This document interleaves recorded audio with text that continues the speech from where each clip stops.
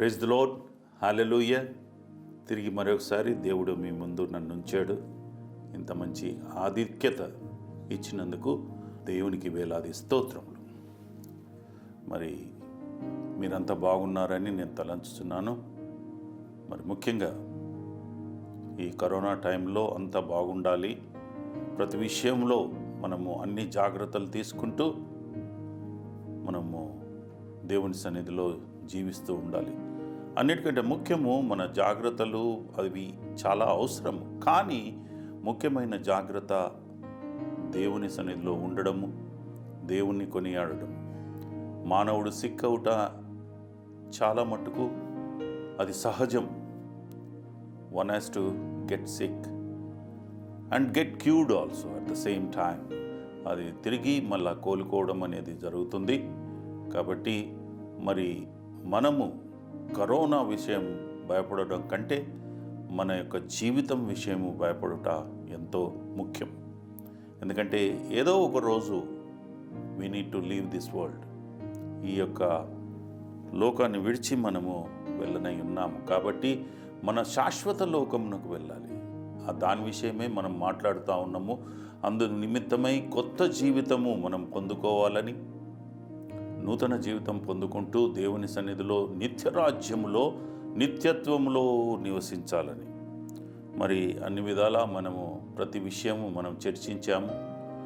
మరి ఇప్పుడు ఈరోజు నీవు నూతన జీవితము కలిగి ఉంటే, పొందుకుంటే, what are all the benefits, ఆ యొక్క బెనిఫిట్స్ గురించి మనము ఈరోజు మాట్లాడుకుందాం.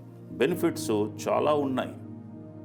ఆ నిత్యరాజ్యములో మనము నిత్యత్వంలో ఉంటాం. కాబట్టి మరి మానవుడు శరీరరీతిగా చనిపోతాడు, కానీ ఆత్మీయ రీతిగా జీవించి ఉంటాడు. మరి అది నీవు దేవుని సన్నిధిలోనా నరకములోనా అనేది మనము ఆ గమ్యాలను ఎన్నుకోవడంలో ఉంది. కాబట్టి కరోనా విషయం కాదు మనం భయపడేది. క్రైస్తవులు అయిన మనము మరి క్రీస్తును కలిగి ఉండుట, ఆయన సన్నిధిలో సహవాసములో ఎల్లప్పుడూ ఉండాలని మనం కోరుకోవాలి. దేవునికి స్తోత్రములు కలుగుగాక. ఈరోజు మరి benefits, assurance of the new life. Assurance అంటే ఒక నమ్మకం, ఒక నిశ్చయత. ఏంటి నీవు దేవుని సన్నిధిలో ఉంటే, లేకుంటే క్రొత్త లైఫ్, క్రొత్త జీవితాన్ని కలిగి ఉంటే ఏంటి నమ్మకం అంటే ఏం పొందుకుంటావు అని నమ్ముచున్నావు, ఏ నిశ్చయతతో ఆయన సన్నిధిలో ఉంటున్నావు, దాన్ని అష్యూరెన్స్ అంటారు. ఆ నిశ్చయత కోసం మొదటి నిశ్చయత ఏంటంటే you are placed in the God's family. దేవుని యొక్క కుటుంబములో ఉంటావు. అంటే మనం లేమనా, క్రైస్తవుడు లేడనా, మరి మనమంతయు అన్ని విధాలా మంచిగా ఉంటూ దేవుని సన్నిధిలో మరి ఎల్లప్పుడూ ఆయనను కలిగి ఉంటూ జ్ఞాపకం చేసుకుంటూ ప్రార్థిస్తూ ఉంటున్నాము. కానీ ఆ విధమైనటువంటి సహవాసం కాదు. ఈ లోకంలో నీవు ఆ విధంగా ఉంటుండవచ్చు. There will be a pretension also, అంటే ఒక వేషధారణగా కూడా ఉండవచ్చు. కాబట్టి నిశ్చయతతో కలిగి ఉండాలి. నిశ్చయత, ఆ అష్యూరెన్స్తో నీకు ఆ నమ్మకం ఉందా, దేవుని సన్నిధిలో దేవుని కుటుంబంలో ఉంటానని. ఎందుకంటే దేవుని కుటుంబంలో నుంచి మనము వెళ్ళగొట్టబడ్డాము. ఆ యొక్క ఏదెన్ తోటలో నుంచి ఆదామును పంపించేశాడు, అవ్వను పంపించేశాడు. అప్పటి నుంచి మనము దూరస్తులమయ్యాము. కాబట్టి తిరిగి అదే కుటుంబంలోనికి, దేవుని సన్నిధిలో సహవాసంలో అందు నిమిత్తమై మనల్ని సృష్టించుకున్నాడు. కాబట్టి ఆయన సన్నిధిలో ఉంటూ ఉండాలి. ఇక్కడ చూసినట్టయితే 1 యోహాను 3వ అధ్యాయము 2వ వచనం, ప్రియులారా, ఇప్పుడు మనము దేవుని పిల్లలమై ఉన్నాము, మనం ఇంకా ఏమవుదుమో అది ఇంకయూ ప్రత్యక్షపరచబడలేదు. కానీ ఆయన ప్రత్యక్షమైనప్పుడు ఆయన ఉన్నట్లుగానే ఆయనను చూతము గనక ఆయనను పోలి ఉందమని ఎరుగుదుము. ఆయనను పోలి ఉంటాము అని ఎరగాలి. ఎందుకంటే మనము ఇప్పుడైతే దేవుని పిల్లలమై ఉన్నాము, ఎందుకంటే ముందు నేర్చుకున్న ప్రకారంగా క్రొత్త జీవితము ఎలా పొందుకోవాలి, పొందుకోనికి ఏం చేయాలి, ఏ విధంగా మనం ఆ క్రొత్త జీవితంను కలిగి ఉండాలి, ఎవరిలో ఉంటే అది క్రొత్త జీవితము మనకు దొరుకుతుంది, ఇవన్నీ నేర్చుకున్నాము. ఇవి నేర్చుకున్నప్పుడు నీవు దేవుని పిల్లవాడిగా అయిపోయావు, దేవుని యొక్క పిల్లలుగా మారావు, కుమారులు కుమార్తెలుగా మారావు. మరి ఆ విధంగా మారిన వాడవు మనం ఇంకా ఏమవుదుము అనేది ప్రత్యక్షపరచబడలేదు. అంటే మనము దీని తర్వాత పిల్లలమై ఉన్నాము, చెప్పుకుంటున్నాము, I'm a god son, I'm a god daughter, కుమార్తెను, ఆయన పిల్లలము, చిల్డ్రన్ ఆఫ్ గాడ్ అని పిలువబడుతున్నాము ఈ లోకంలో. కానీ రాబో జీవితంలో మనం ఏమవుతాం అనేది ప్రత్యక్షపరచబడలేదు. అందు నిమిత్తమై మనకు ఒక మంచి హోప్ కలిగి ఉండాలి, నిరీక్షణ కలిగి ఉండాలి, అష్యూరెన్స్ కలిగి ఉండాలి, ఆ నమ్మకము ఉండాలి. అప్పుడే ఆయన యొక్క సన్నిధిలో ఉంటావు. ఆ అష్యూరెన్స్ నీవు కలిగి ఉన్నట్టయితే ఆ మిస్టరీ, ఆ మర్మం ఏంటో నీకు తెలుస్తుంది. ఏ విధంగా ఉంటావు, ఏ విధంగా ఉంటాం. అందుకే మొదటి వచనంలో, అదే అధ్యాయంలో మొదటి వచనం చూసినట్టయితే, మనం దేవుని పిల్లలమని పిలువబడినట్లు తండ్రి మనకెట్టి ప్రేమను అనుగ్రహించెనో చూడుడి. God's love, it's a great love. ఆయన ప్రేమ గొప్పది, అన్మెజరబుల్ లవ్. నువ్వు దాని కొలవ శక్యము కానిది. అన్కండిషనల్ లవ్, ఏ కండిషన్ పెట్టాడండి ఆయన ప్రేమించనికి. మనమైతే ఎన్నో, ఎవరినైనా ప్రేమించాలంటే కొన్ని కండిషన్స్, కొన్ని బైండింగ్స్, కొన్ని లైకింగ్స్, ఇవన్నీ చూస్తాము. అంతేకాదు, ఇంకొకటి అన్క్వాలిఫైడ్ లవ్.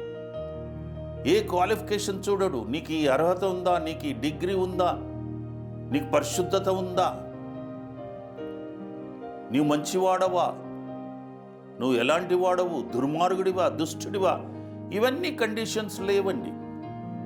ఎందుకు చేశావు, ఆ కండిషన్స్ లేదు. దాని విషయమై నువ్వు ఏం చేయాలి అనేది అన్కండిషనల్ లవ్. చాలా గొప్ప ప్రేమతో ఆయన మనల్ని మరి ప్రేమిస్తున్నాడు. దేవుని యొక్క ప్రేమను పొందుకోవాలంటే ఇటర్నల్ ట్రాన్స్ఫార్మేషన్, నీకు ఆధ్యాత్మికమైన మార్పు రావాలి. ట్రాన్స్ఫార్మేషన్, మార్పిడి చెందాలి. అప్పుడే బిలీవర్స్ షెల్ బి అండర్గో, విశ్వాసులు ఒక ప్రొసీజర్లో వారు నివసించాలి. ఆ ప్రొసీజరు ఏంటంటే యోహాను సువార్త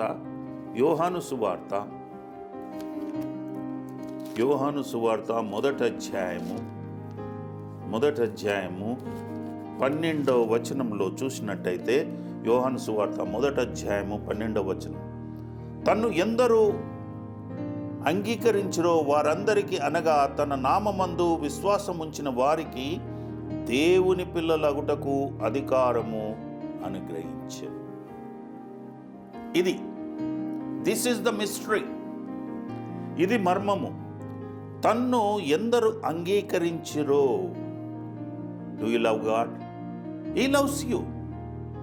ఆయన నిన్ను ప్రేమించుతున్నాడు. కానీ మరి నీవు ప్రేమిస్తున్నావా? Are you loving God, Jesus Christ? ఆయన ఎందరు అంగీకరించరో వారందరికీ, అనగా తన నామమందు విశ్వాసముంచు వారికి. ఒకటేమో నువ్వు ప్రేమించాలి, అంగీకరించాలి, లోబడాలి. అంగీకరించుట అంటే obedient. You need be obedient to God's word, to God, to the truth, to the light of God. వాటికి నీవు అంగీకరించినట్టయితే, అంతేకాదు వాటి యందు నీవు విశ్వాసం ఉంచాలి. ఆయనలో నువ్వు విశ్వాసం ఉంచినట్టయితే నిన్ను వారందరికీ దేవుని పిల్లలగుటకు ఆయనకు అధికారం అనుగ్రహించు. ఆయన నిన్ను దేవుని పిల్లవాడిగా, ఆ ఇంటి పిల్లవాడిగా, ఆ ఇంటిలో నుంచి వెళ్ళగొట్టబడ్డవాడు తిరిగి ఇంటిలో చేర్స్తాడు. అందుకే నీవు దేవుని యందు ఉన్నట్టయితే నీవు ఆ గాడ్స్ ఫ్యామిలీలో, దేవుని యొక్క ఇంటిలో ఉంటావని ఇక్కడ మనకు చెప్పబడుతుంది. So the sons of God is been already. నువ్వు దేవుని పిల్లలు అగుటకు, you shall be sons of God. నువ్వు అవుతావని కాదు, నువ్వు ఆల్రెడీ అవుతావు. ఆల్రెడీ దేవుని సన్నిధిలో ఉంటావు, దేవుని కుటుంబంలో ఉంటావు.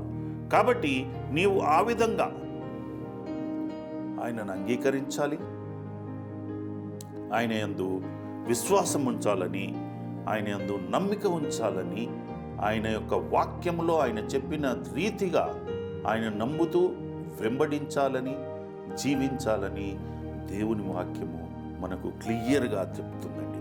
అందుకే ఇందు నిమిత్తమై ఆయన మనల్ని ఆయన పిల్లలుగా చేర్చనీకి, ఆయన కుటుంబంలో మనల్ని నడిపించనీకి ఆయన ఎన్నో బాధలు పడ్డాడు, ఎన్నో కష్టాలు పడ్డాడు. నీవు కూడా అటువంటి కష్టాల్లో ఎదుర్కొంటావేమో, కానీ అవన్నీ దాటాలని అతడు చెప్తున్నాడు. క్రీస్తు మనతో చెప్తున్నాడు, నీవు నా నిమిత్తమై, నా రాజ్య నిమిత్తమై నాతో శ్రమపడిన ఎడల నీవు వారసుడు. అయితే ఆయన యందు నమ్మిక ఉంచాలి, ఆయన రాజ్య నిమిత్తమై శ్రమపడాలి. యోహాను సువార్త 15వ అధ్యాయం ఒక మంచి మాట ఉందండి. 18వ వచనం నుంచి మనం చూసినట్టయితే, లోకము మిమ్ములను ద్వేషించిన ఎడల మీకంటే ముందుగా నన్ను ద్వేషించనని మీరు ఎరుగుదురు. క్రీస్తు వెంబడించే వారిని లోకము ద్వేషిస్తుంది, క్రీస్తును నమ్మే వారిని ద్వేషిస్తుంది. వారితో ఉండరు, వారిని ఇష్టపడరు. అదేవిధంగా క్రీస్తు మన మధ్యలో ఉన్నప్పుడు అతన్ని ఇష్టపడలేదు. అతన్ని సిలువ వేసిన వారు అతని సొంత ప్రజలు, అతన్ని ఇష్టపడ్డవారు, ఎవరి కోసమై ఎదురు చూస్తున్నారో వారే అతన్ని సిలువ వేశారు. అతనితో ఎన్నో బెనిఫిట్స్ పొందారు, ఎన్నో సత్య మార్గాలు విన్నారు. అయినా అతన్ని బాధకు గురి చేశారు, చంపారు. కాబట్టి మీరు లోక సంబంధులైన ఎడల లోకము తన వారిని స్నేహించును, అయితే మీరు లోక సంబంధులు కారు. లోకాన్ని స్నేహించే వారిగా ఉండేవారం మనము. ఇప్పుడు మనం లోక సంబంధులకు కాదు. లోక సంబంధులైతే లోకము తన సంబంధులను ప్రేమిస్తుంది, మనల్ని ప్రేమించరు. క్రైస్తవులను చాలా మట్టుకు క్రీస్తును నమ్మిన వారు లోకములో ఉన్నవారు వారిని ప్రేమించరు. మిమ్మును లోకము నుండి ఏర్పరచుకొంటిని, అందుచేతనే లోకము మిమ్ములను ద్వేషించుచున్నది. యేసు ప్రభువు మనల్ని ఏర్పరచుకున్నాడు. ప్రియబిడ్డ, నువ్వు విశ్వాసివి, దేవుని పిల్లలు అయ్యా. ఆయన విశ్వాసులు, ఆయనతో సంబంధం ఉంటుంది. దేవుని ఇంటిలో ఉండాలంటే దేవునితో సంబంధం కలిగి ఉండాలి. తండ్రి ఇంటిలో కుమారుడు ఉండాలంటే తండ్రితో ఐక్యత కలిగి ఉండాలి, తండ్రికి లోబడాలి. అదేవిధంగా మనము ఆయనకు లోబడాలి. దాసుడు తన యజమానుని కంటే గొప్పవాడు కాడు, నేను మీతో చెప్పిన మాట జ్ఞాపకం చేసుడు. లోకులు నన్ను హింసించిన ఎడల మిమ్మును కూడా హింసించుదురు, నా మాట గైకొని ఎడల మీ మాట కూడా గైకొందురు. ఒకవేళ నువ్వు క్రీస్తును వెంబడించి ఆయన మాటను నువ్వు గైకొని ఆయన ప్రకారంగా జీవించినట్టయితే నిన్ను విన్నవారు కూడా, నీతో ఉన్నవారు కూడా నీ మాట వింటారు. చివరిగా చూసినట్టయితే ఇక్కడ, అయితే వారు నన్ను పంపిన వానిని ఎరగరు గనక నా నామ నిమిత్తమై వీటన్నిటినీ మీకు చేయుదురు. దేవుడు తండ్రి క్రీస్తును మన మధ్యలోనికి పంపాడు. క్రీస్తును ఎవ్వరూ చాలా మట్టుకు గుర్తుపట్టలేదు. ఇప్పటికి కూడా ఆయన జాతి వారు ఆయనను గుర్తెరగరు. ఇలా ఉన్నప్పుడు నిన్ను నన్ను ఎలా గుర్తుపడతారు? కాబట్టి ఆయన రాజ్య నిమిత్తమై మనం ఎంతో శ్రమపడాలి. శ్రమపడ్డప్పుడు నువ్వు ఆయన ఇంటివాడిగా అవుతావు. ఆ రాజ్యములో నీకు ఆ హక్కు ఉంటుంది. కాబట్టి నువ్వు ఆ విధంగా నీవు ఆయనతో ఉండాలని మనకు వాక్యం చెబుతుంది. రోమీలకు రాసిన పత్రిక 8వ అధ్యాయము, ఆయన తోటి వారసులు కావాలంటే మనం ఏం చేయాలి? 8వ అధ్యాయము 17వ వచనం చూసినట్టయితే, 8వ అధ్యాయము 17వ వచనం, మనము పిల్లలమైతే వారసులము, అనగా దేవుని వారసులము, క్రీస్తుతో కూడా మహిమ పొందుటకు ఆయనతో శ్రమపడిన ఎడల క్రీస్తు తోడి వారసులం. నీవు ఆ ఇంటిలో హక్కు సంపాదించుకోవాలనుకుంటున్నావు, వారసత్వం కావాలనుకుంటున్నావు, క్రీస్తుతో సహవాసం కావాలనుకుంటున్నావు, సంబంధిగా ఉండాలనుకుంటున్నావు. అటువంటప్పుడు దేవుని పిల్లలమైతే నీవు దేవుని పిల్లలువా? ఆ అష్యూరెన్స్ ఉందా నీలో? ఆ నమ్మకం ఉందా? ఉంటే నువ్వు దేవుని పిల్లవాడివి. అంతేకాకుండా నీవు అనగా దేవుని వారసులము, క్రీస్తుతో మహిమ పొందుటకు నీవు మహిమ పొందాలి. మానవుడు వచ్చిన రీతిగా లేలేండి, మహిమను కోల్పోయాడు, మహిమ వస్త్రము కోల్పోయాడు. అందుకే మానవుడు ఆ యొక్క తోటలో నుంచి, ఆయన సన్నిధిలో నుంచి, ఆయన సహవాసంలో నుంచి వెళ్ళగొట్టబడ్డాడు. అందునిమిత్తమై నీవు ఆ మహిమను తిరిగి పొందుకోవాలని క్రీస్తుతో మనము శ్రమపడాలి. అప్పుడే ఆయన యొక్క ఇంటి వారిగా, ఆ తోటలో ఉండేవారిగా మనము ఆయన యొక్క వారసత్వము పొందుకుంటామని ఇక్కడ వాక్యం మనకు తెలుపుతుంది. ఆయనతో శ్రమపడిన ఎడల క్రీస్తు తోడి వారసులం. నువ్వు వారసత్వం కావాలి. నీ వారసత్వాన్ని నువ్వు కోల్పోయావు. నువ్వు ఎంతో దూరం వెళ్ళిపోయావు, ఆజ్ఞకు లోబడలేదు, తండ్రి మాటను ధిక్కరించావు. అందుకే నీవు ఇంటిలో నుంచి వెళ్ళగొట్టబడ్డావు. ఇక్కడ అందుకే నీవు ఎప్పుడైతే ఆయన యందు నమ్మిక ఉంచుతావో నీ యొక్క శరీరంలో ఒక రాడికల్ చేంజ్. రాడికల్ అంటే ఒక ఇన్స్టెంట్ మార్పు, తక్షణమే, వెంటనే రాడికల్ ఆ యొక్క మార్పు చెందుతుందని మనకు చెప్తుంది. వాక్యంలో చూసినట్టయితే ఫిలిప్పీలకు రాసిన పత్రిక 3వ అధ్యాయము 21వ వచనం. ఫిలిప్పీలకు రాసిన పత్రిక 3వ అధ్యాయము 21వ వచనంలో చూసినట్టయితే, సమస్తము తన లోబర్చుకున్న జాలిన శక్తిని బట్టి ఆయన మన దీన శరీరమును మహిమగల శరీరముగా సమరూపము గలదానిగా మార్చును. సమస్తము తనకు లోబర్చుకున్న జాలిన శక్తి యేసు ప్రభుకు అది ఉంది. ఈ లోకములో కానీ పైలోకములో కానీ ఎలాంటిదైనా సర్వ సృష్టిని తనకు లోబర్చుకునే శక్తి ఆయనలో ఉంది. సృష్టిలో మనం కూడా ఉన్నాం, మనల్ని కూడా లోబర్చుకోనికే అతడు వచ్చాడు. ఆయన ఎల్లప్పుడూ ప్రేమిస్తున్నాడు. ఆయన యొక్క ప్రేమ నేను 3 విధాలుగా చెప్పాను. అలాంటి ప్రేమతో ఆయన వచ్చాడు. నిన్ను నన్ను తిరిగి సంపాదించుకోవాలని ఆయన మన మధ్యలోనికి వచ్చినట్టు చూస్తున్నాము. ఆ యొక్క శక్తిని బట్టి మన యొక్క దీన శరీరము, ఈ శరీరము చాలా బలమైన శరీరం అనుకుంటున్నారా? దీన శరీరము. దీన అంటే వెరీ పూర్, శక్తిహీనత, బలహీనత, భక్తిహీనత, మురికితో, పెంటకుప్పతో సమానమైనటువంటి ఈ శరీరానికి తన మహిమ గల శరీరముగా మార్పు కలిగేలాగున చేసే స్తోమ, ఆ సత్తా అతనిలో ఉంది. కాబట్టి ప్రియ బిడ్డ, ఆయనకు ఆ సత్తా ఉంది. ఏ విధంగా అతడు సంపాదించాడు ఈ సత్తాను మనము వాక్యరీతిగా చూసుకోవచ్చు. ఆయన ఏ రీతిగా సంపాదించాడు. 1 కొరింథీయులు 15వ అధ్యాయము 43వ వచనం చూద్దాం. ఘనహీనమైనదిగా విత్తబడి మహిమ గలదిగా లేపబడెను. ఘనహీనమైనది. ఎప్పుడైతే నువ్వు ఒక విత్తనాన్ని తీసుకుంటావో అది ఘనమైనది కాదు. దానికి ప్రాణం లేదు, ఎండిపోయి ఉంటుంది, చాలా మటుకు దేనికి పనికిరాదు. కానీ అది విత్తబడితే మహిమ గలదిగా లేపబడును. దానికి ఒక మహిమ ఉంటుంది, ఒక గ్లోరీ, ఒక అందము, ఒక వెలుగు, ఒక ప్రకాశం ఉంటుంది. ఆ విత్తనం ఒక చెట్టులాగా మారుతుంది. ఒక విత్తనము విత్తావు, అది ఎన్నో విత్తనాలను నీకు నాకు ఇస్తుంది. అది చాలా ఘనహీనమైనదిగా ఉంటుంది. యేసు ప్రభు అదే విధంగా వచ్చాడు. ఘనహీనంగా హింసింపబడ్డాడు. ఏదో ఒక ఘనత లేనివాడిగా లెక్కింపబడ్డాడు. కానీ ఎప్పుడైతే ఆయన నీ కొరకు నా కొరకు చనిపోయి విత్తబడి సమాధి చేయబడి తిరిగి లేచాడు చూడండి, ఆయన మహిమతో లేచాడు.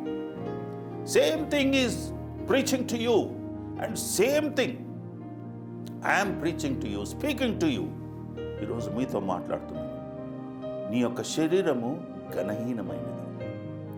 ఈ శరీరాన్ని ఎంతో ఘనపరుచుకోవాలనుకుంటావు, కానీ ఇది ఘనహీనమైనది. ఏమీ అర్హత లేనటువంటిది, ఏవి చాలా మట్టుకు జీవం లేనటువంటిది. సటన్ పీరియడ్గా జీవించి అది మృతి చెందుతుంది. కనుక మహిమగల శరీరంగా మనం లేపబడాలి. రెండవదిగా చూసినట్టయితే అదే 43వ వచనంలో బలహీనమైనదిగా విత్తబడి బలమైనదిగా లేపబడి. బలహీనం అది ఒకే విత్తనం, దాంట్లో ఏం బలం ఉండదండి. ఒక కట్టెను మనం తీసుకొని విరిచినచో అది చాలా బలహీనంగా ఉంటుంది. అవలీలగా మనము విరిచేస్తాం. అదే 4-5 కట్టెలను పెట్టి చిన్న ముక్కలను పెట్టి విరవమంటే మనం విరవలేము. అదేవిధంగా ఒక విత్తనము అదే ఒకే విత్తనమే, ఇట్స్ ఎ సింగిల్ సీడ్, ఒకే విత్తనము. కానీ అది ఎప్పుడైతే విత్తబడుతుందో ఎన్నో విత్తనాలను సంపాదిస్తుంది. అదేవిధంగా యేసు ప్రభు ఒకే ఒక మనిషి మానవ రూపంలో వచ్చాడు. ఆయన నీ కొరకు నా కొరకు ఒక విత్తనములాగా విత్తబడ్డాడు. అతడు ఎప్పుడైతే లేచాడో ఆ బల ప్రభావములు చూశారు, లోకముని మార్చేసింది. ఈరోజు క్రైస్తత్వము ఎంతో మందిని సంపాదించుకొని ఉంది. ఇది ఆషామాష కాదు, నీకు నేను చెప్పడమే కాదు, ఇది సత్యము, నగ్న సత్యము.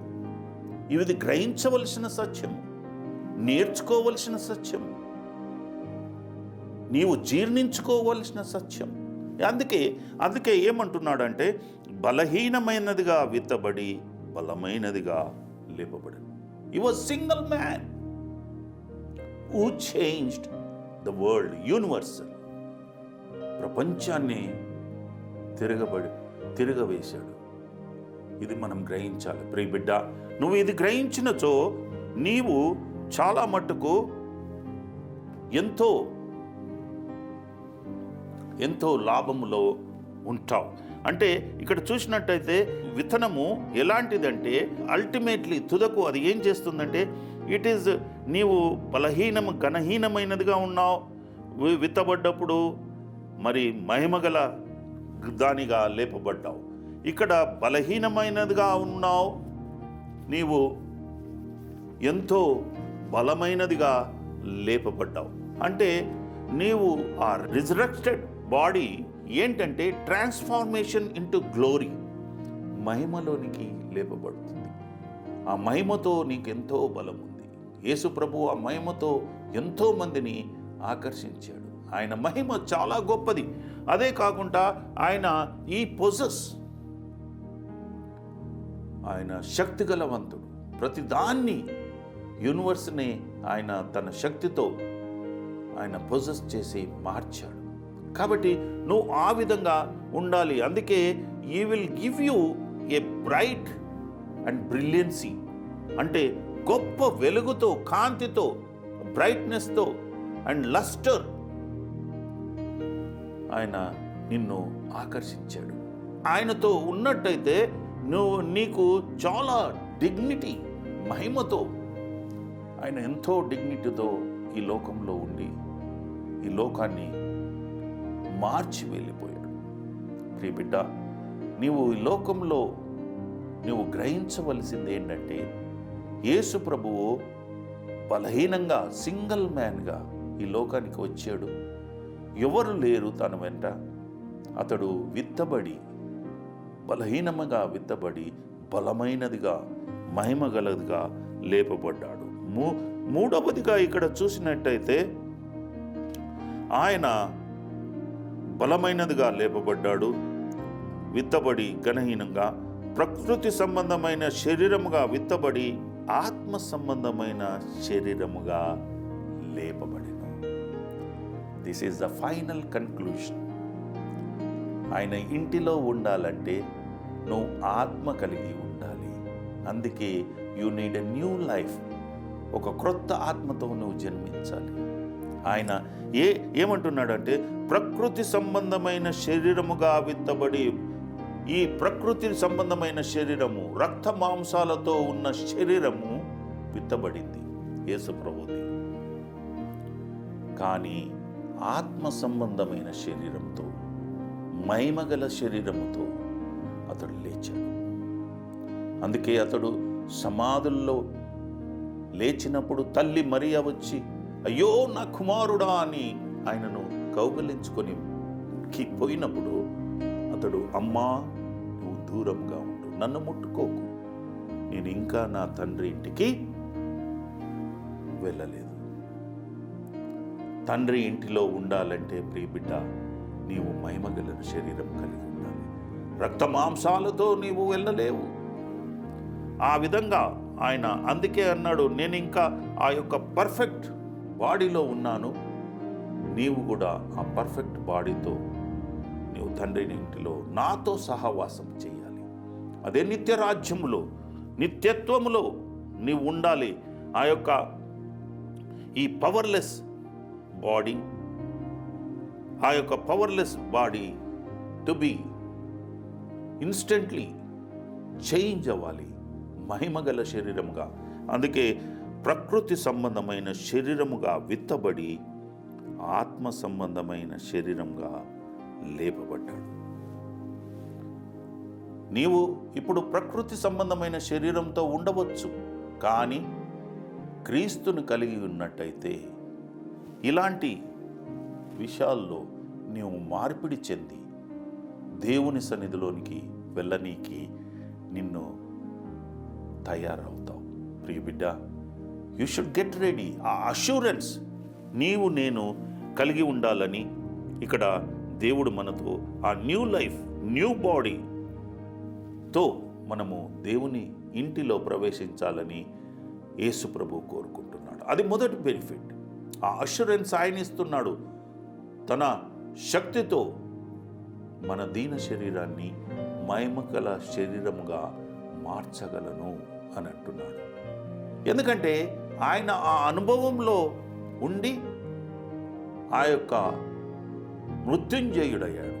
ఈ రిజరెక్టెడ్, ఆయన లేవనెత్తబడ్డాడు, సమాధిలో నుంచి లేచాడు.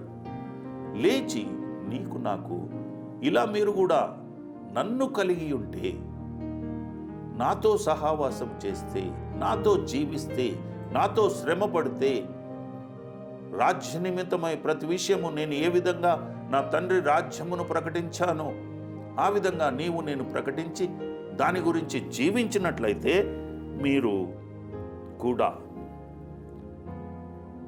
తప్పకుండా నాతో పాటు ఓ ఏక పట్టణస్థులై ఆ పరిశుద్ధ పట్టణములో ఒక ఇంటి వారిగా ఉంటామని మొదటి బెనిఫిట్ ఆయన మనతో ఈరోజు చెప్తున్నాడు. మరి ఆ అష్యూరెన్స్ కూడా ఇస్తున్నాడు, ఆ నమ్మకము, ఆ నిశ్చయత ఆయన మనకిస్తున్నాడు. రెండవదిగా ఇక్కడ చూసినట్టయితే benefit of ever lasting life. నిత్య రాజ్యంలో నిత్యముగా జీవించేది ఎవర్ లాస్టింగ్ లైఫ్. నిత్యత్వములో నీవు నివసించాలి. ఏ విధంగా శరీరము ఒక సర్టన్ పీరియడ్గా జీవించి అది ముగిస్తుందో, తిరిగి అది జీవం కలిగి ఉండదో, జీవేచ్ఛగా ఉంటుందో, నీవు ఆ విధంగా ఉండదు. ఆత్మ ఆ విధంగా కాదు. ఆత్మకు చావు అనేది లేదు, మరణము లేదు. ఏదో విధంగా జీవించాలి. అది మంచి దేవుని సన్నిధిలో నన్ను జీవించాలి, లేకుంటే సాతాను రాజ్యములో నరకములోనైనా అది జీవించాలని మనం చూస్తున్నాం. యోహాను సువార్త 5వ అధ్యాయము 24వ వచనము చూసినట్టయితే, నా మాట విని నన్ను పంపిన వానిని యందు విశ్వాసముంచువాడు నిత్య జీవము కలదు. వాడు తీర్పులోనికి రాక మరణములో నుండి జీవములోనికి దాటియున్నాడని నిశ్చయముగా మీతో చెప్పుచున్నాను. ఆయన మాట విని అంట, యూ షుడ్ లిజన్ ఫస్ట్. ఆయన ఒక మాటను వినాలి. చాలా మట్టుకు మాట వినకుండా ఉంటారు. ఆదాము విన్నాడు మాట, కానీ లోబడలేదు, పెడచెవిన పెట్టాడు. అదేవిధంగా ఇక్కడ ఏమంటున్నాడంటే, నన్ను పంపిన వాని యందు విశ్వాసముంచువాడు నిత్య జీవము కలవాడు, జీవములోనికి దాటి ఉన్నాడు. నా మాట విని నన్ను పంపిన వాని యందు విశ్వాసముంచాలి. ప్రియబిడ్డ, నువ్వు విశ్వసిస్తున్నావా? క్రీస్తు నిన్ను రక్షించగలడు, నిత్య రాజ్యములో నిత్య జీవము ఇవ్వగలడని నీవు నమ్ముచున్నావా? ఇది వాగ్దానములో చాలా గొప్ప వాగ్దానం. It's a great promise. Conclusion. ఎవరైతే ఎదురు చూస్తుంటారో ఈ యొక్క ఎప్పుడు నేను పరలోక రాజ్యములో నిత్యత్వములో ఉంటానని ఎదురు చూస్తుంటారో అది పొందుకున్నప్పుడు వారికి తెలుస్తుంది ఎంత గొప్ప వాగ్దానము. ఏ విధంగా ఆ రోజుల్లో వారి యొక్క దేవుడు అని చెప్పబడ్డ వారందరూ, యాకోబు దేవుడు, ఇస్సాకు దేవుడు, అబ్రహాము దేవుడు అని పలుమారు బైబిల్లో చెప్పబడింది. వారు ఈ లోకములో ఉన్నప్పుడు వాగ్దాన ప్రకారంగా వారు పరలోక రాజ్యము వారు చూడలేదు, పొందుకుంటున్నామని నమ్మకము లేదు. కానీ వారు దూరదృష్టితో ఒక పరలోక రాజ్యం ఉంది, అది మా కొరకు కేటాయించబడింది, మేము అక్కడి నుంచి వచ్చాము, ఈ లోకము మాది కాదు, మేము ఒక పిల్గ్రిమిస్ట్ యాత్రికులము, మేము ఒకరోజు అక్కడికి వెళ్తామనే మంచి విశ్వాసం కలిగి ఉండేవు. ఆ విధంగా ఉండాలని దేవుడు కోరుకుంటున్నాడు. నా మాట విని నన్ను పంపిన వాని యందు విశ్వాసముంచువాడు నిత్య జీవం గలవాడు. ఏంటా విశ్వాసం? మన కొరకు ఒక రక్షకుడు వచ్చాడు నిత్య జీవము ఇవ్వనీకి. ఆ యొక్క మాటను నీవు విశ్వసించాలి. ప్రియబిడ్డ, నీవు ఈరోజు విశ్వసిస్తున్నావా? ఆ నిత్యరాజ్యంలో నిత్యత్వంలో ఉంటానని అనుకుంటున్నావా?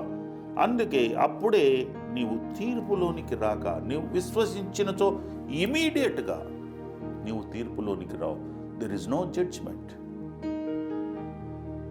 నువ్వు ఒక విశ్వాసివి. ఆ యొక్క లైన్లో నుంచి ఎప్పుడైతే ఆ జడ్జిమెంట్ టేబుల్ ముందుకు వస్తావో నిన్ను లైన్లో నుంచి పక్కకు తొలగించి ఆయన నిశ్చయముగా నీవు మా జీవములోనికి దాటావని నీకు ముద్ర వేస్తాడు. ఆ యొక్క కేటాయింపు జరుగుతుంది. అందుకే నువ్వు ఎల్లప్పుడూ ఆయనతో ఉండాలి. శాశ్వత జీవితం గురించి ఆయన ఇచ్చిన వాగ్దానము చాలా గంభీరమైనది. వాగ్దానంలో అన్నిటిలో గంభీరమైన వాగ్దానము. నువ్వు విశ్వాసిగా ఉండాలి. ఈ లోకంలో జీవించినంత కాలము విశ్వాసిగా ఉండాలి. ఆయన కోసము శ్రమపడాలి. ఆయనను మోస్తూ ఆయనను కలిగి ఉంటూ నీవు జీవించాలి. అదే యోహాను రాసిన పత్రిక 3వ అధ్యాయము 36వ వచనంలో చూడండి ఏముందో. ఇక్కడ చూసినట్టయితే, కుమారుని యందు విశ్వసించు వాడే నిత్య జీవము కలవాడు, కుమారునికి విధేయుడు కానివాడు జీవము చూడడు గాని దేవుని ఉగ్రత వాని మీద నిలిచి ఉండు. కుమారుడు యేసుప్రభు, ఆయన యందు విశ్వసించినట్టయితే నీకు నిత్య జీవం ఉంది. బైబిల్ చెప్తుంది, దేవుడు చెప్పాడు, వాక్యము చెప్తుంది, మనతో మాట్లాడుతుంది. వాక్యం ఎవరో కాదు, క్రీస్తు. క్రీస్తే మనతో చెప్తున్నాడు. నాయందు నా తండ్రి యందు, నాయందు మీరు విశ్వసించిన తండ్రిని విశ్వసించినట్టే, తండ్రిని విశ్వసించిన నన్ను విశ్వసించినట్టే. ఎందుకంటే తండ్రి చెప్పిన మాటలే నేను చెప్తున్నాను, తండ్రి చేయమన్నదే నేను మీ మధ్యలో చేస్తున్నాను. కాబట్టి నాయందు విశ్వాసం ఉంచువాడు మరి నిత్య జీవము కలవాడు. నిత్య జీవము నీకు ఆల్రెడీ ఉంది. It is there. You need to claim it. దాన్ని హక్కుగా నువ్వు తీసుకోవాలి, పొందుకోవాలి. ఆ యొక్క పొందుకుని నువ్వు కాకుండా కుమారునికి విధేయుడు కానివాడు విధేయుడు. నీవు ఆయనకు లోబడాలి. ప్రియ బిడ్డ, నువ్వు క్రీస్తుకు లోబడుతున్నావా? ఈరోజు ఒక ప్రశ్న. చివరిలో ఉన్నాము, ఆ యొక్క క్రొత్త లైఫ్లో చివరిలో ఉన్నాము మనము. ఏంటంటే నువ్వు క్రీస్తుకు లోబడుతున్నావా? లోబడినట్టయితే మరి నీవు విధేయుడు అయినట్టయితే నిత్య జీవములో ఉంటావు. విధేయుడు కానివాడు జీవము చూడడు. నీవు విధేయత లేకుంటే జీవం అనేది నీలో ఉండడు. జీవము నీతో ఉండదు. నీవు మరణించేవాడిగా ఉన్నావు. ఆ మరణము కూడా ఆత్మీయ మరణము. అది చావు రాదు, కానీ నువ్వు ఎల్లప్పుడూ మరణిస్తూనే ఉంటావు. చాలా డేంజర్. అదొక గొప్ప శ్రమ. కాబట్టి ఉగ్రత వాని మీద నిలిచి ఉండు. కావున క్రీస్తును నువ్వు ఒప్పుకోవాలి. నీ పాపాలను విడిచి ఆయనతో ఉండాలని మరి వాక్యము చెప్తుంది. అదే 3వ అధ్యాయము 18వ వచనము చూసినట్టయితే మనము ఇక్కడ 18వ వచనంలో ఏమని ఉందంటే, మనము ఆయన యందు విశ్వాసముంచు వానికి తీర్పు తీర్చబడదు. నీకు తీర్పు లేదు, నువ్వు విశ్వాసం ఉంచితే. సింపుల్ యాక్టివిటీ అండి. క్రీస్తునందు విశ్వాసం ఉంచాలి. ఆయన యందు విశ్వాసం ఉంచిన ఎడల నీకు తీర్పు ఉండదు. విశ్వసింపని వాడు దేవుని అద్వితీయ కుమారుని నామమందు విశ్వాసం ఉంచలేదు కనుక వానికి ఇంతకు మునిపే తీర్పు తీర్చబడెను. నీవు ఆయనను విశ్వసించినట్టయితే నీ యొక్క గమ్యము ఆల్రెడీ డిసైడ్ అయింది. నీకు తీర్పు తీర్చబడింది. విశ్వాసం ఉంచని వాడు దేవుని ఉగ్రతకు పాలవుతాడు. కాబట్టి నువ్వు విశ్వాసం ఉంచాలి ప్రియ బిడ్డ. విశ్వాసం ఉంచినట్టయితే దేవుని సన్నిధిలో ఎల్లప్పుడూ జీవించేవాడిగా ఆయన యొక్క రాజ్యములో ఎల్లప్పుడూ నువ్వు ఉంటావు. ఆయన యందు విశ్వాసం ఉంచిన వారు ఏ శిక్షకు వారు అర్హులు కారు. అదే కాకుండా శాశ్వత భద్రత వారికి కనబరుస్తుంది. విశ్వాసి తీర్పు ఉండదు అని కాదు, కానీ ఏమంటే విశ్వాసికి కూడా తీర్పు ఉంది. విశ్వాసులు కూడా తీర్పు తీర్చబడతారు. 2 కొరింథీయులు 5వ అధ్యాయము 2 కొరింథీయులు 5వ అధ్యాయము మరి 10వ వచనం చూసినట్టయితే మనము 2 కొరింథీయులు 5వ అధ్యాయము 10వ వచనంలో చూసినట్టు, ఎందుకనగా తాను జరిగించిన క్రియల చొప్పున అవి మంచివైనను చెడ్డవైనను సరే దేహముతో జరిగించిన వాటి ఫలములు ప్రతివాడును పొందునట్లు మనమందరము క్రీస్తు న్యాయపీఠము ఎదుట ప్రత్యక్షము కావాలి. మనం జరిగించిన క్రియల చొప్పున, నువ్వు విశ్వాసివా?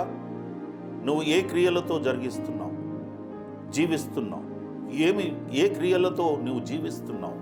అది కూడా అవి మంచివా చెడ్డవా? సో విశ్వాసి కూడా చాలా జాగ్రత్తగా జీవించాలి. ఈ లోకంలో నీవు చెప్పబడ్డ ప్రకారంగా, అంగీకరించబడ్డ ప్రకారంగా నువ్వు జీవించాలి. ఆయనతో శ్రమ పడాలి, ఆయన కోసము బ్రతకాలి.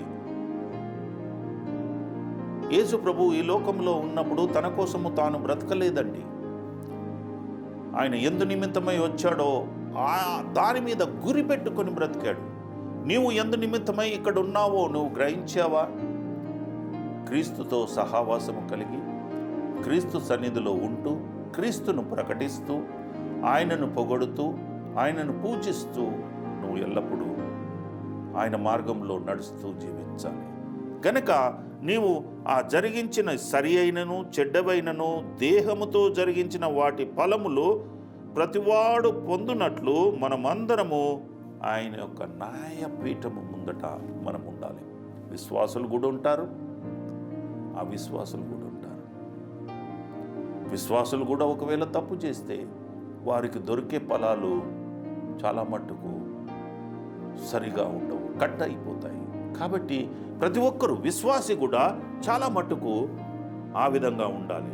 కనుక పాపాలు లెక్క తేలుస్తాడు.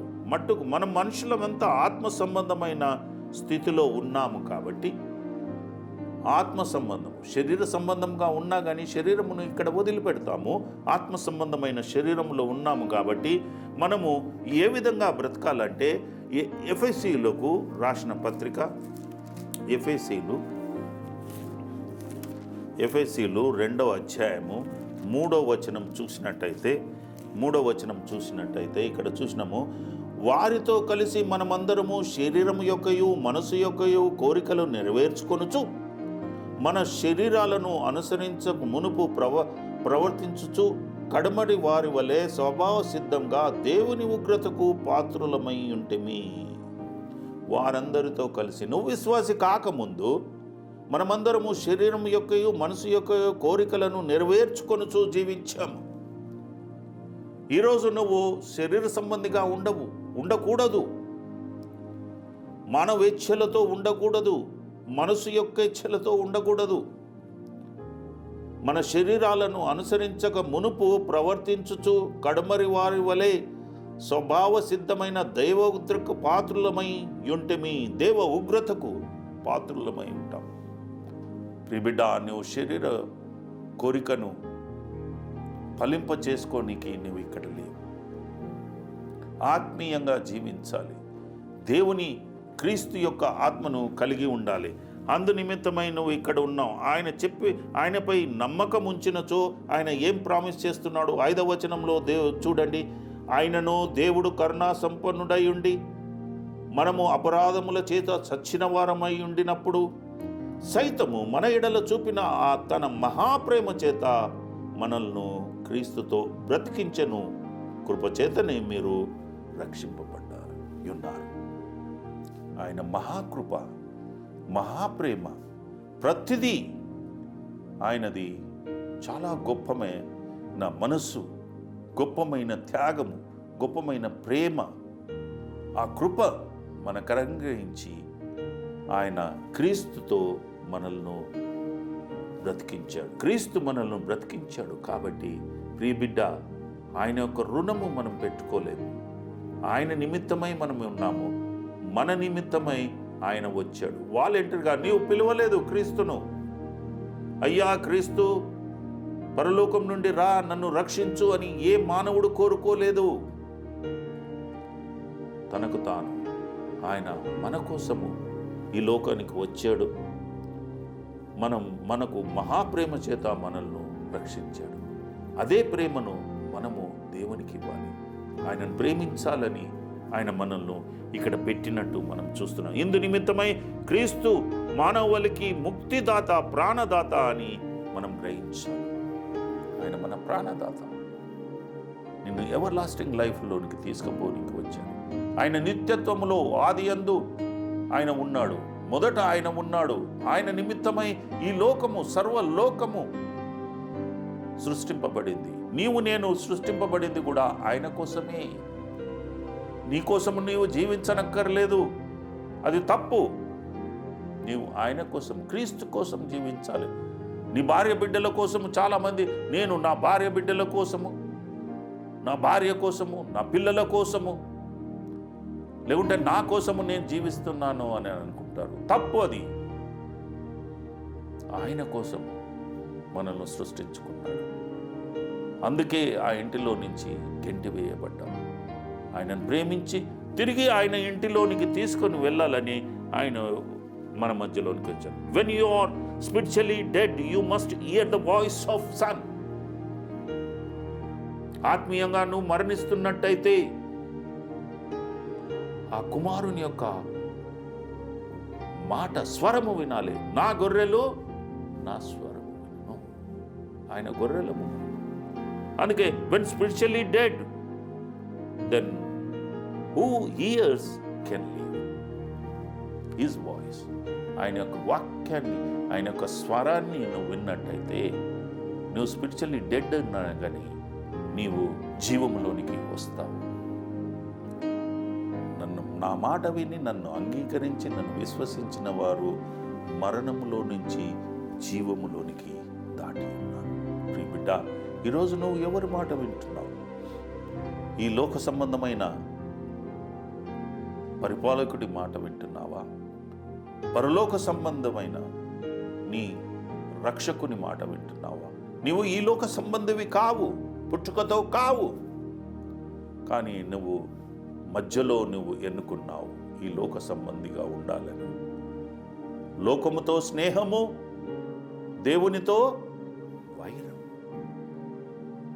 దేవునితో శత్రుత్వం పెట్టుకుంటున్నావా? You can't win. ఆయన మహాశక్తిమంతుడు, మహాశక్తిమంతుడు. నువ్వు లెక్కించలేవు. కాబట్టి ఆయన గురించి ఆయన మరి అందుకే you will be empowered by God. నీకు ఒక ఆదరణ, ఒక ఆత్మను దయచేస్తాను అని అంటున్నాడు. యోహాను సువార్త 14 చివరిగా యోహాను సువార్త 14 అధ్యాయము 14 వచనము చూసినట్టయితే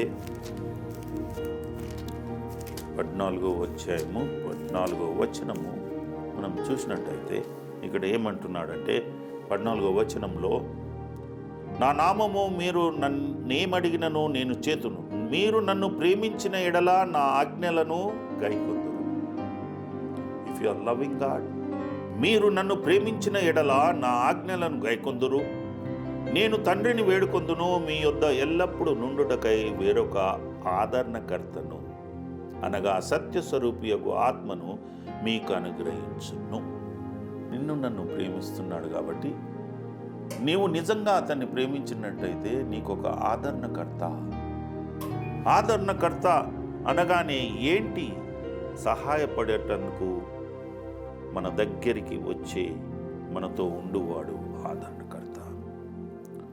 ఒక మధ్యవర్తి, విజ్ఞాపన చేయువాడు, పాపములన్నిటిలో ఒక విశ్వాసికి సహాయపడేవాడు, విశ్వాసి యొక్క ఒక మంచి స్నేహితుడు, అన్ని వేళలో విశ్వాసితో ఉంటాడు. ఆదరణకర్త హోలీ స్పిరిట్. ఎంకరేజ్మెంట్. ఆదరణకర్తకు ఇంగ్లీష్లో ఎంకరేజ్మెంట్ అంటే నిన్ను ఉద్రేకపరిచి, ఉత్సాహపరిచి, ఉల్లాసపరిచి, నిన్ను ఎంకరేజ్, ప్రోత్సహించేవాడు. నీవు నిత్యరాజ్యములో ఉండాలి, నిత్య జీవములో ఉండాలి, నిత్యత్వములో ఉండాలి. నీ ఇల్లు ఇది కాదు, నీ ఇల్లు అక్కడ ఉంది, పరలోకం నీ ఇల్లు అని నీకు తెలిపేవాడు, సహాయపడేవాడు. నిన్ను ప్రతి విషయంలో నిన్నొక బూస్ట్, ఎంకరేజ్, ఎత్తిపట్టేవాడు ఆదరణకర్త. అందుకే ఇక్కడ ఏమంటున్నాడంటే, లోకం ఆయనను చూడదు, ఆయన ఎరగదు, ఆయనను పొందనేరరు, మీరు ఆయనను ఎరుగుదురు. ఎందుకంటే నువ్వు ఇంతకు ప్రీవియస్ మెసేజెస్లో అంతా నీవు ఆయన గురించి విన్నావు. ఒక క్రొత్త లైఫ్ మనకిచ్చేవాడు కనుక నీవు you know who is Jesus is now. ఆయన ఎవరో నీకు తెలుసు. ఆయన మీతో నివసించును, మీలో ఉండును, మిమ్ములను అనాథలుగా విడబడు, మీ వద్దకు వద్దు. ఈ డోంట్ డజర్ట్ యూ. నిన్ను విడబడు, ఎడబాయడు, ఎల్లప్పుడూ నీతో ఉంటాడు, ఆదరణకర్త. అందుకే యేసు ప్రభు వెళ్తూ వెళ్తూ ఈ వాగ్దానము మనతో చేశాడు, ఈ అష్యూరెన్స్ ఇచ్చాడు, అష్యూరెన్స్ ఆఫ్ లైఫ్. ఆ యొక్క బెనిఫిట్ నీవు నేను పొందుకునేటప్పుడు ఆయన మనతో అన్నాడు. ఆ నిశ్చయత, ఆ నమ్మకము మనతో వదిలిపెట్టి వెళ్ళాడు. ఇదిగో నేను వెళ్తున్నాను, మీ ఈ యొక్క ప్రదేశంలో నిలిచి ఉండుడి, మీకు వేరొక ఆదరణకర్తను పంపే అంత మట్టుకు మీరు ఇక్కడ నిలిచి ఉండండి. ఈ భౌతిక శరీరాల్లో, ఈ యొక్క శరీరంలో కూడా ఈ లోకంలో ఉన్నంత కాలము ఆదరణకర్త మనల్ని నడిపిస్తూ ఉంటాడు. ఈ లోకమును విడిచి నువ్వు పైలోకానికి వెళ్ళంగానే అక్కడ కూడా ఆయన నీతో ఉంటాడు, నీతో నివసిస్తాడు. అంతేకాదు నీకెన్నో జీవ ఫలాలు ఇస్తాడు, జీవించే విధానంగా నిన్ను సంతోష ఫలాలు ఇస్తాడు, నిన్ను సంతోషపడడానికి, నీకు తృప్తి చెందే ఫలాలు ఇస్తాడు, నువ్వు తృప్తి పడడానికి ఎంతో ఆనందమైన ఫలాలు ఇస్తాడు. ఆ జీవ వృక్షంలో నుంచి ఎన్నో రకాల ఫలాలు ఉన్నాయి. నువ్వు ఏ ఫలాలు కోరుకుంటావో ఆ ఫలాలు ఇస్తాడు. అందుకే ప్రియ బిడ్డ, ఆ బెనిఫిట్స్ మనం పొందుకోవాలి. ఆ విధంగా ఆదరణకర్తతో మనం నడవాలి. ఈ లోకంలో ఉన్నంత కాలము నువ్వు ఎవరితో నడుస్తున్నావు?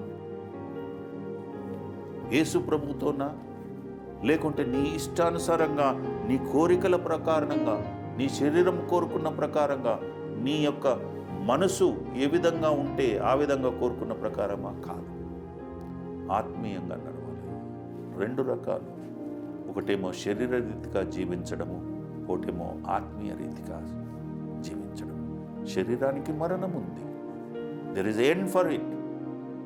ఈ లోకంలో నుంచి వచ్చింది, ఈ లోకంలో విడిచి వెళ్తాం. ఆత్మ ఈ లోకంలో నుంచి రాలేదండి. అది ఎక్కడి నుంచి వచ్చిందో అక్కడికి తీసుకెళ్ళాలి. That is your duty, that's my duty also. అందుకే మనము నేర్చుకోవలసింది, ఆయనను విశ్వసించినట్టయితే నీవు ఆ పరలోక రాజ్యంలో నిత్యత్వంలో ఉంటావు. నెక్స్ట్ వీక్ ఈ ఆత్మ, వాకింగ్ ఇన్ ద స్పిరిట్, ఆత్మలో నడుచుట, ఆత్మ కలిగి ఉండుట వేరు, ఆత్మలో నడుచుట వేరు. దాని విషయమై మనం నేర్చుకుందాం. మరి అంత మట్టుకు మీరు జాగ్రత్తగా ఉండాలని నేను కోరుచున్నాను. ముఖ్యంగా వాక్యము విన్న తర్వాత దీన్ని బాగా అర్థం చేసుకొని చదవండి. ఆ యొక్క రెఫరెన్సెస్ ఇచ్చాను, దాన్ని కూడా మ్యాచ్ చేస్తూ చదవండి. ఇంకా మీకు ప్రార్థనల అవసరత ఉన్నా, మరి ఏదైనా స్పిరిచువల్ యాక్టివిటీస్ ఉన్నా, ఏదైనా మీటింగ్స్ ఉన్నా నాకు చెప్పగలరు. నేను ఉచితంగా వచ్చి మీకు బోధించగలను. మరి మిక్కిలి నా గురించి ప్రార్థన చేయండి. ఈ యొక్క ట్రూ గాడ్ మినిస్ట్రీ గురించి ప్రార్థన చేయండి.